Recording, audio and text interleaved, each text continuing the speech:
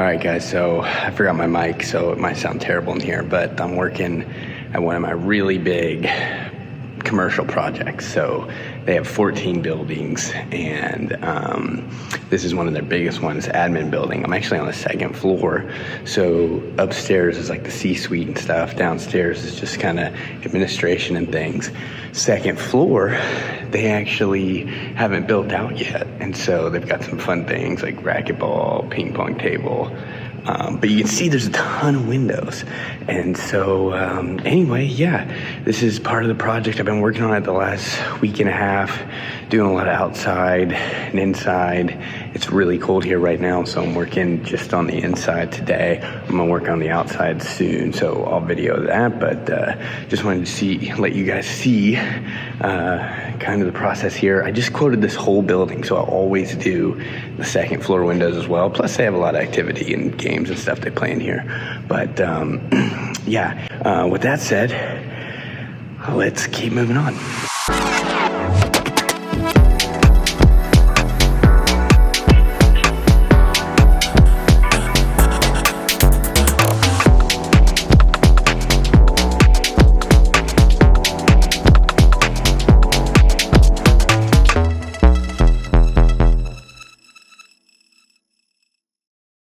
All right, guys, well, my gosh.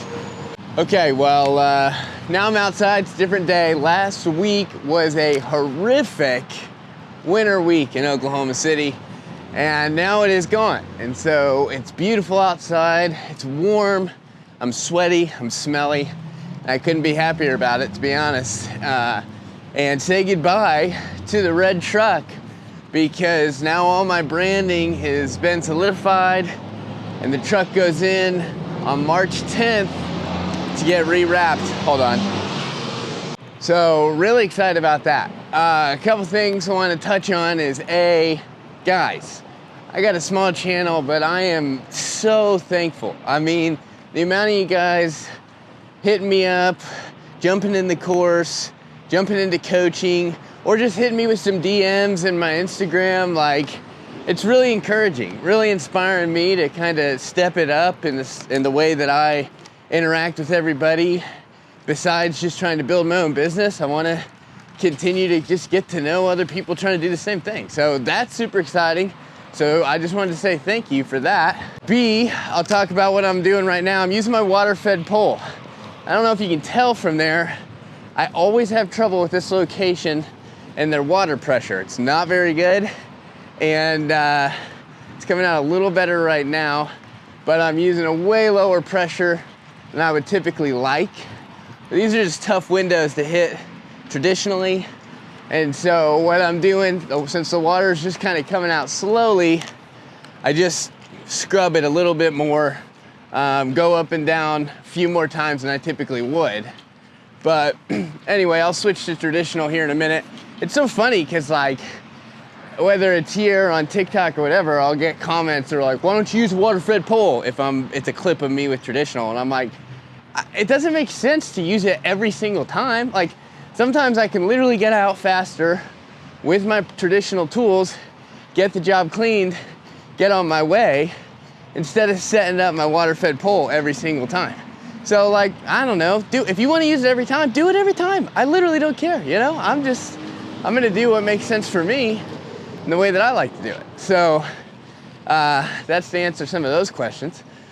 But overall, super excited. It's been a good February financially for the business.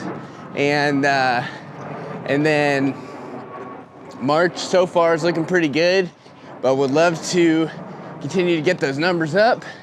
And yesterday, I actually cleaned the inside outside of a house, one of my quarterly cleans, so that was pretty cool.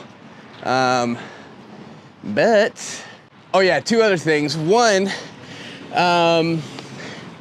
this building right here, they actually have 12 locations and they have 14 different buildings. And so every February, I do in and out for all the buildings. And then every August, I do just the outside. And then this year, this is a contract that I doubled. And so I'm picking up 4 times a year. I'll pressure wash all their drive-throughs. And so that'll be in March, so I'll put that content up here too. And that is a testament to just the compounding of building a business and just maintaining solid relationships, doing a good job with the work that you have. And so that's really exciting. Secondly, I do want to talk about one of the things about like owning my own business that's awesome is that I have a lot of flexibility. So last week, my kid's daycare was canceled because of all the weather. Then this weekend, my kid got sick. So this morning I had to take my kid to the doctor. And so like basically 3 days of work that I didn't get to do. And that's awesome because I have the flexibility. The downside is, this is my business. And so if I'm not working, since I don't hire anybody yet, then I don't get paid. And so those are kind of the like pros and cons. And it's just the way it is. If I worked at a big office complex or whatever, I wouldn't have gotten any of those days off, or I would have used PTO and still gotten paid or whatever. So it's just like figuring out what pros and cons you're willing to handle. And for me, I'm okay with trying to be a little bit more flexible because I like the ultimate freedom of my time. All right, so I'm bouncing around a lot from the different locations, and then over here it's kind of cooler. But one big question, oh no, the wind's blowing, it might blow my phone over, that I get a lot, I see a lot, is hey, when do I know it's time to jump full time for my business? So annoying. Not worth it. All right, well, fighting the wind out there proved to not be a worthy cause. So want to get to the meat of this video, and that is, when do I know when it is time to jump, to go full-time with my business, right? And so maybe you start as a side hustle, or maybe you're thinking about jumping from whatever business you have, whatever job you have, maybe some kind of 9-to-5, right? And you're saying, hey, I want to work for myself, I want to build my business. I've told this story before on my Instagram reels, but I'll tell you here. For me, I did this part-time for 2 years, and then this last October, I hit the 3-year mark. So I'm into my 4th year full-time. So 2 years and then 3 years, 2 years part-time, 3 years full-time. For me, there was a couple of factors that went into it. One, I have proved myself that the concept worked. I proved that I could get customers, that I knew the industry well enough, that I could go out and do a good job, that I could get people that I didn't know outside of my network to hire me to clean their windows. So I had proven that to myself. And then as far as time, I jumped very strategically right before Christmas light season. October 1st was my last day at my job, and October 15th I started doing Christmas lights, and that was a big year for me custom Christmas light wise because I was going full steam ahead. And so I knew I was going to have a large amount of income come in pretty much all at one time.